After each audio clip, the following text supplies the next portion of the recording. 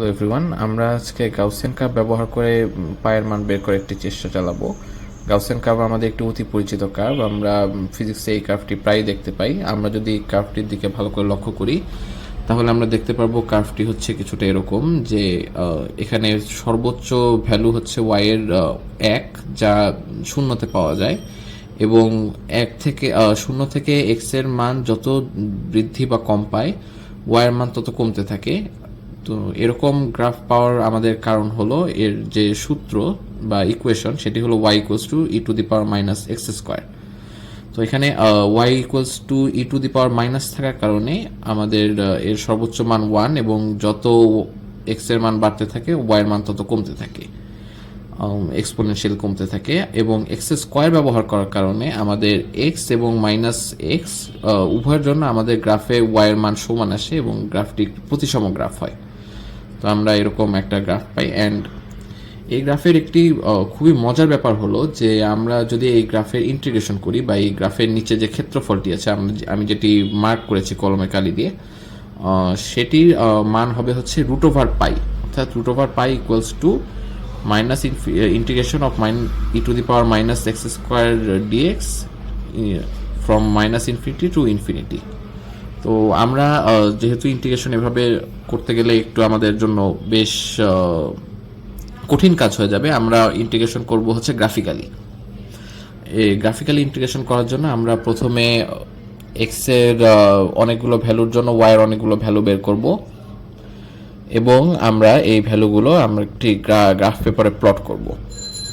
তো আমরা এখানে ভ্যালুগুলো থেকে দেখতে পাচ্ছি যে এটি -3 পর্যন্ত খুবই ছোট ভ্যালু উৎপন্ন করে, যে ভ্যালু আমাদের আসলে গ্রাফ পেপারে প্লট করা সম্ভব নয়। এবং এরপর থেকে আমাদের ভ্যালু খুব দ্রুত বাড়তে বাড়তে 0তে এসে 1 হয়, এবং 1-এর পর আবার কমতে কমতে 3-র কাছাকাছি আসলে আবার 0-এ চলে যায়। তো আমরা গ্রাফে যদি এটা প্লট করি তাহলে আমাদের গ্রাফটি হবে কিছুটি এরকম। আমরা এখানে দেখতে পাচ্ছি সর্বোচ্চ মান 1, এবং এটি 2.4 এর কাছে গিয়ে 0-এর কাছে চলে গিয়েছে মানটি। এটি আসলে কখনোই 0 হয় না, বাট আমরা এটাকে তর্কের খাতিরে বা অঙ্কের সুবিধার্থে আমরা এটিকে 0 ধরে নিতে পারি।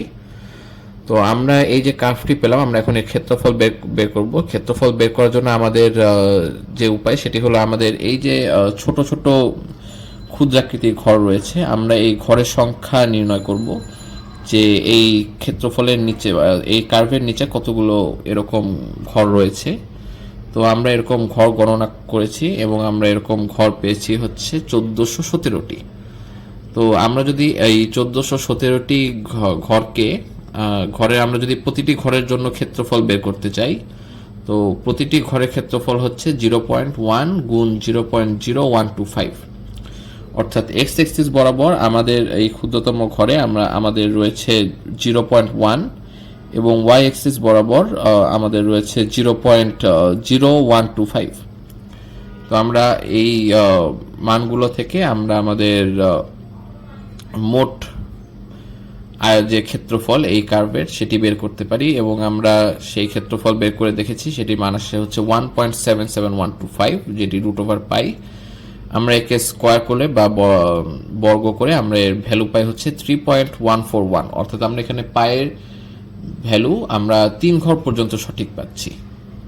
তো আমরা এভাবে আমাদের এক্সপেরিমেন্টটি সম্পন্ন করলাম, এবং আমরা বলতে পারি যে আমরা যেহেতু আমরা নিখুঁতভাবে ক্ষেত্রফলটি নির্ণয় করতে পারিনি, সেহেতু আমাদের মান পুরোপুরি সঠিক আসেনি, বাট আমরা যদি পারতাম তাহলে আমরা পায়ের মান আরো অনেক দূর পর্যন্ত যেতে পারতাম।